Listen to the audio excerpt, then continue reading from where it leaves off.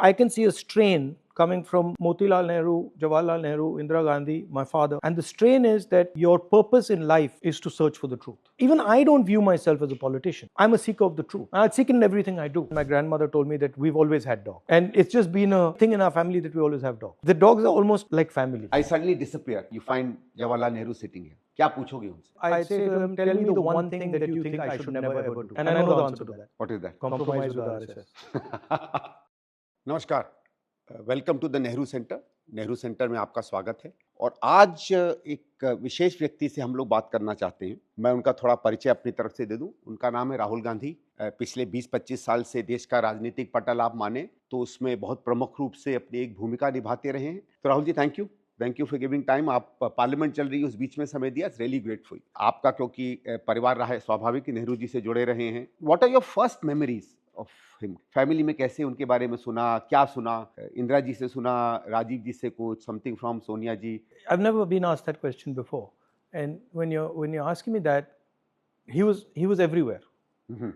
And later I realized that in a lot of the things that my grandmother used to say to me, and the way she used to think about things, it came from him. Achha. But if you were to ask me what is my first memory, when did I first hear of him, I can't really tell you. I don't have one memory. And also, I mean, my grandmother would talk about him as Papa, you know, as Papa father. या Papu? Both. Okay. I mean, to me, she would say my Papa or Papu. And she would talk about him just as a, you know, like the same way I talk about my mother or my father, and experiences, you know, that, for example, he really liked the mountains. Then I remember we were in Kashmir once, and she said, oh, you know, he almost died. He fell into a glacier. ये कब की बात है? I think he had gone trekking and then he had fallen into some glacier, and then When he was prime minister? no, much before. Much before. Yeah. So that story I remember, but I can't place which was the first time I heard of him. Also, the other thing that's underestimated, that the sense I got is that Jawaharlal Nehru was fundamentally shaped by his father. So his father also had a very important role in who he was and what he became. Underestimated role. Motilal Ji. Motilal Ji. And his father was a very particular type of person. When you know, when Gandhiji was thrown out of the train in England, so my great-grandfather and his cousins decided that they would go to the railway station, Allahabad railway station, and throw some Britishers out of first class. अच्छा. Yeah. You know, so they went there and they pulled some Britishers out and threw them out of first class. It's not known. But that was his spirit was very interesting. He was a very unconventional person, you know, and he shaped, it's very clear to me that he shaped my great-grandfather. This idea that is very deep in my family, that politics is actually about truth. And that the idea of having an image of you, a public image of you, is a fundamentally flawed idea. No matter how beneficial it might be, it's a fundamentally flawed idea. That is the central idea that Gandhiji, of course, completely lived by and took. And parallelly, Jawaharlal Nehru was also doing that. You know, I mean, I in his autobiography, I think, or one of his books, he writes that, you know, one of the things that's made me happiest in my life is that I've always had the courage to tell the truth. Yes, You know? yes. He says that. I So said it is this idea that, to me, is actually Nehru. Rahul ji, I think now that you've been telling me this, and I think it's एक बड़ा इलाका खुलता है। जैसे जैसे आप बड़े हुए, कैसे कैसे ये कहानियां which came from more of a personal side of Indira ji, Pandit ji and others, और स्वाभाविक है कि since they were all political people and came through a great tumultuous period, you know, politics must have been as much a part of their life as anything else. How did you come to start knowing, say, the political Nehru, the political Motilal? वो transition कभी family में हुआ या कभी बातचीत में हुआ? There was no political Nehru. Okay. There was no political Indira Gandhi. They viewed the world as completely connected. So they did not view themselves as being politicians. If you were to ask me how they viewed themselves, all of them. I never met my great-grandfather. I never met Motilal ji. But I can see a strain coming from Motilal Nehru, Jawaharlal Nehru, Indira Gandhi, my father. And the strain is that your purpose in life is to search for the truth. And that's really how you view yourself. No matter what you do, that's the frame. My grandmother did not view herself as a politician. If you were to ask me, she viewed herself as somebody who was living their life and had multiple things that they were doing. And the idea that, I mean, there's no way you can take a Jawaharlal Nehru and encompass him by politics, right? Because my immediate response to you would be, okay, what about author? What about prisoner? What about resistor? What about, friend? So even I don't view myself as a politician. I mean, other people say you're a politician, but no, I'm a seeker of the truth. I seek in everything I do, right? And I think that's a much better frame to understand them. The other strain that is there, and again, it was there in my father, it was there in my grandmother, and it was there in my great-grandfather, which is that they're not interested in what you think of them. They're not interested in what you will think of them. They're interested in action. They're interested in, I'm doing this now. And this is correct for me to do now. I'm not incentivized by what you will think of me 20 years from today or 30 years from today. So that other strain, right, that you're searching for your truth, which is why Mahatma Gandhi became such a big part of my great-grandfather's life, because it was a collective journey with Mahatma Gandhi as sort of, in the Indian tradition, as the guru, as the guide. But these two strains I see very clearly, that they don't really care what people will think of them. They will not be, they're not acting because people think they should act like that, never. They're acting because this is what we think is true. Now, they might come to what is true by listening to people. ठीक बात है. मतलब वो सच कहाँ से आएगा, वो जनता से आएगा. खुले दिमाग के खुले दिल के लोग. हाँ, right? I think ये अच्छा हुआ, because lot of things about Pandit ji also, and later on Indira ji also, although suddenly start opening up in front of me. जैसे I think the bravery, the bravado, the honestness in many of Nehruji's letters. आजकल अगर आप देखें, I don't want to compare him with anybody. I don't think Nehru is really comparable. But करें तो कहीं वो नहीं मिलता है. I think the kind of way in which he said things which he wanted to, even confront people, even with his very, very close friends. For example, much of that is made out between Patel and Nehru is because they opened up their hearts to each other, and I think they were much more honest than many of us would ever dare to be. I think a lot of that opens up a very new line into thinking about Nehru. Patel and Nehru, they were friends, and they were great friends, but they had disagreements on direction.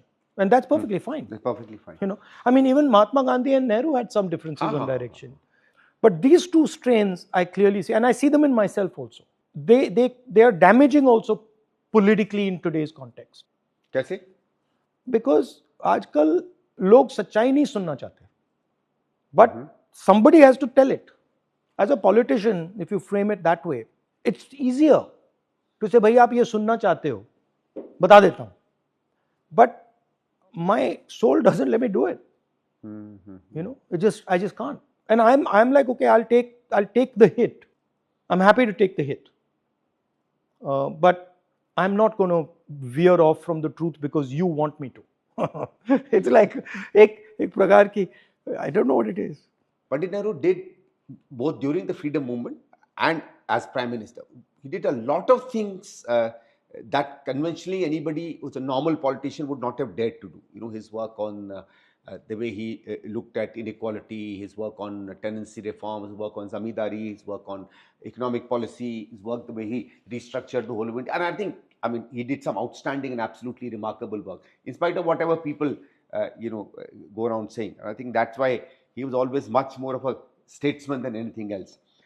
How is it he was able to finally, get a country that comes out of colonialism, that's much more, I won't say backward looking, but say much more traditional at that point. We've always been a very, very religious society. No, superstitions have always been there. How is it that, because you're saying that, today you said sometimes वो सच्चाई शायद लोगों में ना उस तरीके से जा पाए, and as you said कि you also sometimes feel कि उसका एक backlash आता है या political success नहीं आता. How is it that somebody like him was able to do that, and perhaps is it because India as a society, as a voters, we've changed slightly, या थोड़ा माहौल कुछ वैसा है? I mean, where do you peg it? Because आप तो इतना घूमते हो ना, आप connect करते हो लोगों से. We were in a much harder situation in 1935 than we are today. We were ruled by the British, the large mass of India, ruled by the British. It was a partnership between the British and the Maharajas, between the Maharajas' bureaucracy, between the Maharajas' armies, between the Maharajas' business system and the British. And the Indian people were completely squeezed. In some ways similar as to what's going on today with Adani, Ambani and stuff. But we were much more courageous at that time than we are today. Today, what is missing is certainly at the leadership level and also overall, people are scared, right? And these people were not scared. I mean, their whole thing, Gandhi, Nehru, Patel, Ambedkar, their whole thing was confronting fear, becoming friends with your fear. And really that's what they taught. Nehru didn't teach socialism or politics or science. No, Gandhi didn't teach any of those things. All Gandhi and Nehru did was they showed India that you can be brave, you can be courageous. And millions of people followed them. So that to me is the difference. All human endeavor, all powerful human endeavor is a confrontation of fear. Whether you're a scientist or you're an engineer, whatever you are, if you're doing something well, what you're actually doing is confronting your fear. You're saying, okay, these gentlemen are fighting the British Empire. That is scary. That is scary. I mean, that's a very scary thing. They are going to jail, they are being beaten up. They can be killed. If the British Empire wanted to kill Mahatma Gandhi or wanted to kill Nehru, it was like it was like that. So you're sitting there facing death. That's why these people arise. Also, Rahulji, it takes far greater strength for passive, non-violent resistance than any other. I think non-violent resistance is, you need to be probably the bravest. Samne banduk ho, lat ho, and all that you are raising is your moral unity. And it's very difficult. If you want to do non-violence resistance, then truth is your only weapon. Truth is your only. It's that Arjun story, that no matter what you did to Nehru, Mahatma Gandhi, Ambedkar, no matter what you did to them, they were not budging from the truth. That's why they became who they became. So Nehru's the idea of resistance and clarity about the truth and bravery. That's what it is. Rahulji, let me ask you one question, and whether you also got some idea from Indira ji from this. At the time of Nehru, he was one among stalwarts. I mean, as you say, probably any one of them could have become India's Prime Minister. The others were great stalwarts themselves, okay?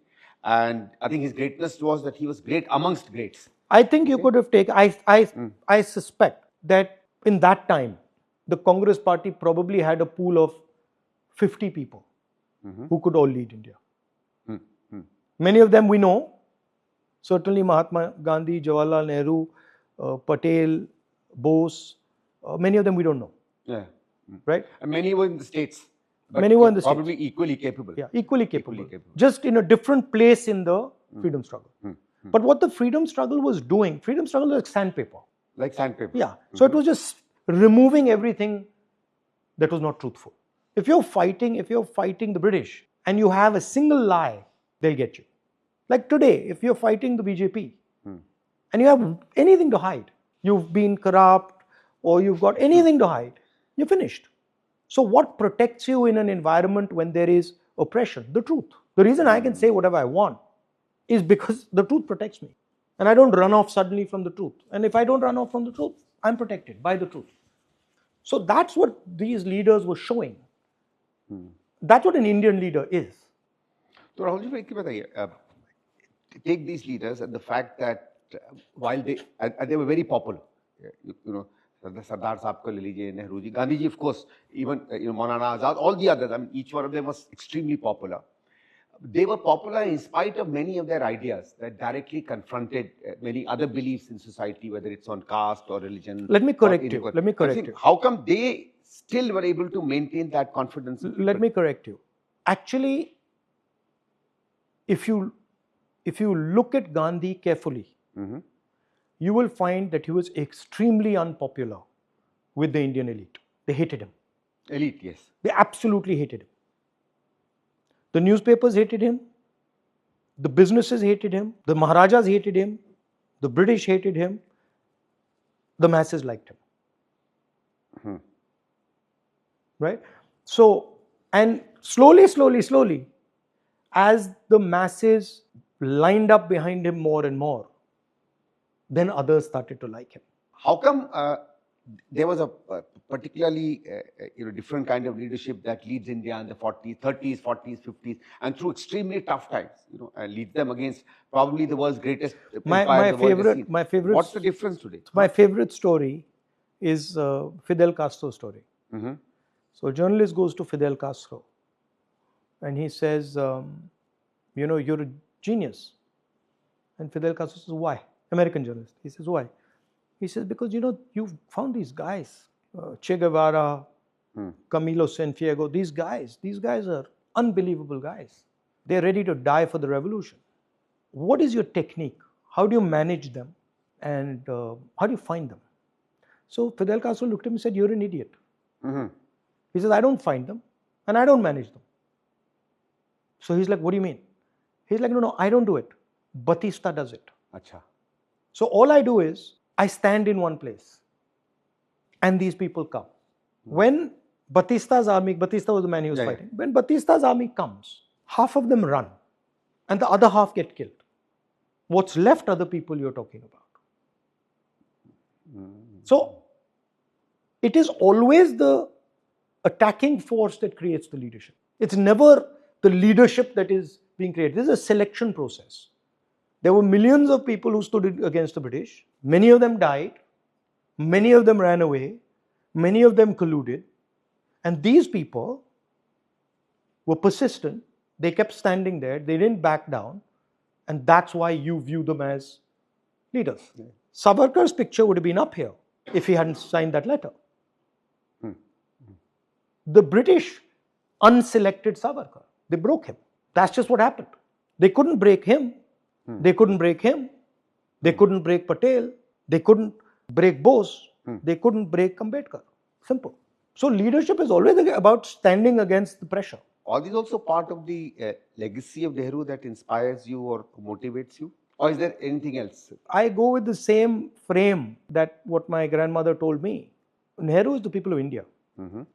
Nehru exists because of the people of India. Nehru is an expression of the people of India. If the people of India were not there, meaningless. If that connection with the people of India was not there, meaningless. Right? So to me, yes, Nehruji is an inspiration, but he's as much an inspiration to me as anybody who's doing work, fighting for the truth, standing for the truth, and not backing down. Of course, he's my relative, so I have a different feeling towards him. I have a feeling of probably a much deeper connection with him. But in Nehru, I see an open mind, a questioning mind. I see a brave person, and I see somebody who doesn't veer off from the truth. That's it. मैं एक लेकिन पूछना चाह रहा था कि that is something I sometimes am not able to figure out in Nehru's case. He does takes part of the freedom struggle. It's a thing that involves him so much. But sometimes when you read his writings, you especially Discovery of India, which I think is his greatest book, you see a breadth and a vision and a depth that is unparalleled. Where do you think that came from? And I'm not asking his great grandchild right now. I'm asking you as a person, as an Indian citizen, as a world citizen. ये कहाँ से आया उसमें? So if you were to take a Nehru and you were to compare him to a Gandhi, they both have massive depth and breadth in different directions. So Nehru is looking into the future. Nehru is looking around him. Nehru is looking the world around him, and he's going in. The search for internal observation. Rahul ji, एक चीज पर आते हैं, मैं सोचा कि इस पे भी जरूर बात करें. One of the greatest legacies. Sorry, final thing. And this my father also had, and my grandmother also had, my sister has, I have, which is curiosity in everything and giving value to everything. Meaning, if I go and talk to Mr. Bill Gates, and then I go and talk to Chetram Mochi, the curiosity is the same. The interest is the same. The fact that this man is very rich, or this is a very powerful system, or this is a very big system, versus that is a very not so powerful system, not so wealthy, makes no difference to me. And that's, I think, comes from my great-grandfather. It's compassion, that I'm not interested in who you are. I'm interested in what you're feeling.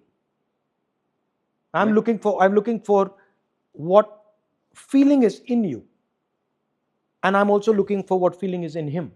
I don't really care that you're a billionaire or you're a poor person or you're whoever you are. And so that curiosity is unbounded. That's why I reacted to the politician. I'm not a politician.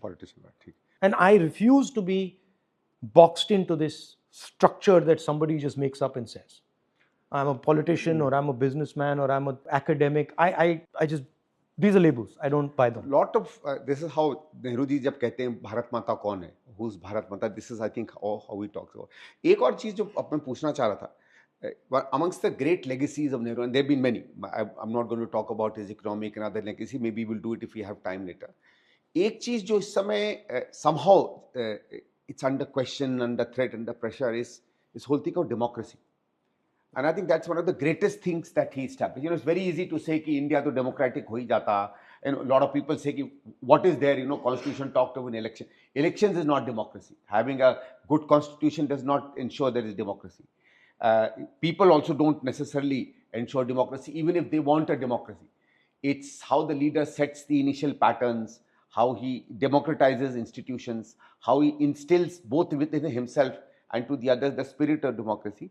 वो आपको क्या लगता है, क्या ऐसी 3-4-5 चीजें थी when he really became a hero and a warrior of democracy, और इस समय जो उस पे challenges आ रहे हैं, I want to talk you to tell me a little bit about that. Again, there are two religious philosophies in India. Shaiva philosophy is completely democratic. There's nothing undemocratic about the Shaiva philosophy, right? Guru Nanak is completely democratic. Kabir is completely democratic. They do not believe in a hierarchy. They do not believe in a caste structure. They're purely democratic. So there is a very profound and deep democratic strain in India. And Gandhiji represented that strain. My great-grandfather represented that strain. Ambedkar ji represented that strain. And that is what is under attack. What is under attack is not just the democratic institution of our country. What is under attack is a particular religious philosophy that underpins that democracy. The constitution is, the ideas in the constitution are 3,000 years old.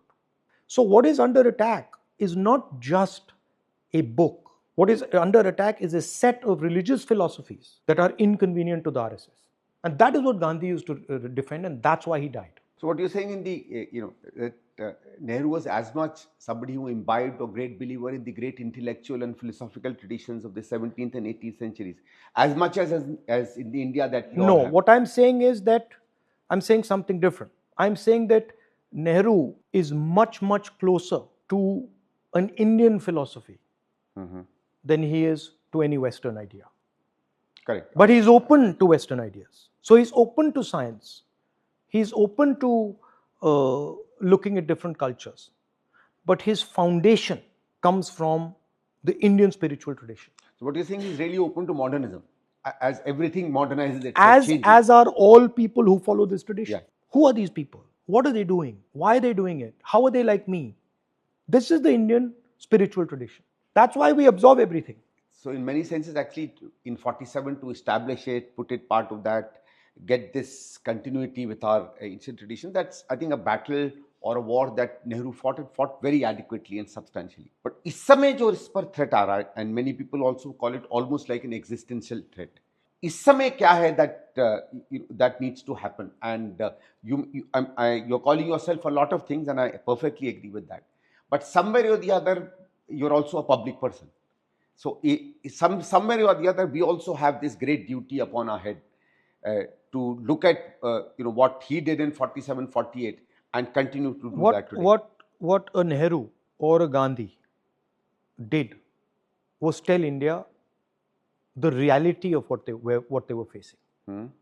India was refusing to accept that for many years that they were enslaved by the British. Large majority of our elite was perfectly happy with the British, right? And what Gandhiji and Nehru said was, this is slavery. You will never be successful under the British. So in a sense, they awakened India and made India look at the truth. Now India has certain truths which India is not ready to face right now. It's going to have to face them. There's no way out. You're going to have to face them. You're going to have to develop the courage to face them. You have huge unemployment. Your entire economic system has failed. You have a complete lack of harmony in the country. These are truths. And these things are damaging. They're damaging for the future of India. So certain people have to stand for the truth and say, this is it. And they have to defend the truth. Sooner rather than later, everybody will have to face it. I mean, you're seeing today, for example, that the United States has imposed tariffs on us.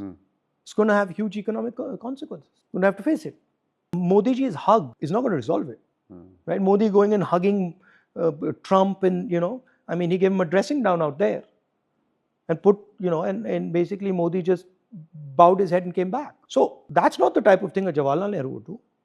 Certainly. Or an Indira Gandhi would do, or Mahatma Gandhi would do. So to me, the act of politics is about publicly standing for the truth.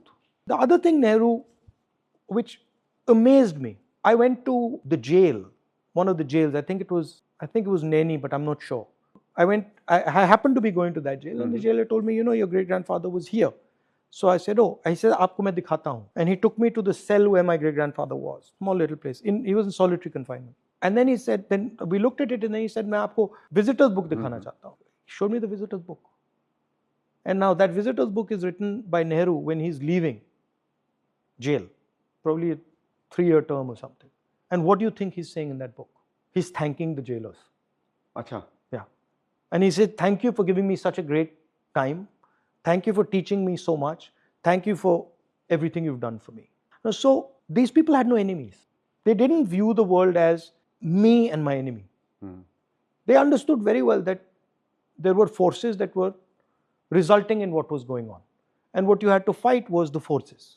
मैं कह रहा हूँ दो चीजें जो नेहरू जी के बारे में lot of people know, a lot of people don't, is that there are many shades to his personal life. I think 2 things that stand out. One is his pets, and I think that's something which is in part of your family's tradition. Indira ji के पास रहे हैं, आपके पास रहे हैं. Tell us a little bit about that from Nehru's time to yours. Now that you say it, one of the first times I heard about my great grandfather was when my grandmother told me that we've always had dogs. Acha. Right. And it's just been a thing in our family that we always have dogs. There's never been a time in my life where we haven't had dogs. And we are very fond of all animals. Going to the forest, seeing wildlife. My mother does bird watching in her garden. She knows all the birds, all the plants. So that curiosity has been there. The dogs are almost like family. Have you kept pets other than dogs? Pets other than dogs. We had a parrot, cat we had, rabbits we had once. Okay, and any traditions of food and all that come from Panditji's time, or from your family traditions in your? Yeah. We at lunch we always have desi food, Kashmiri food. Acha. Often, yeah.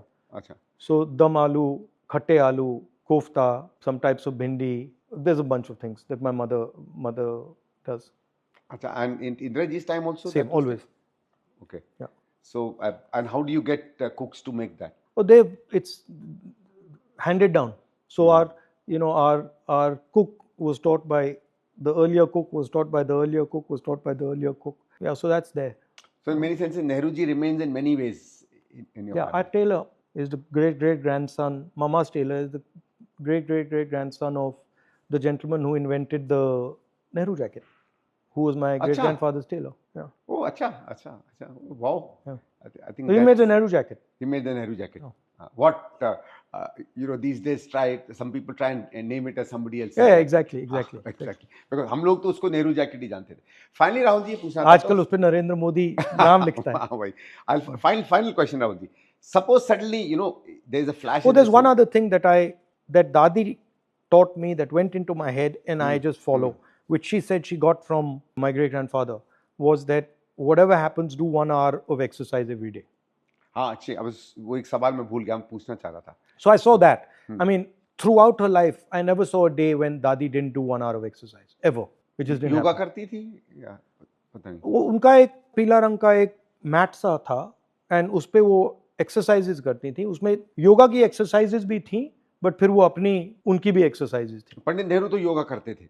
उनकी कई again the same. I think the exercises were the same. अच्छा. So there was some yoga in it, but there was also just regular physical exercise. So you it do was a little routine. bit of that or different?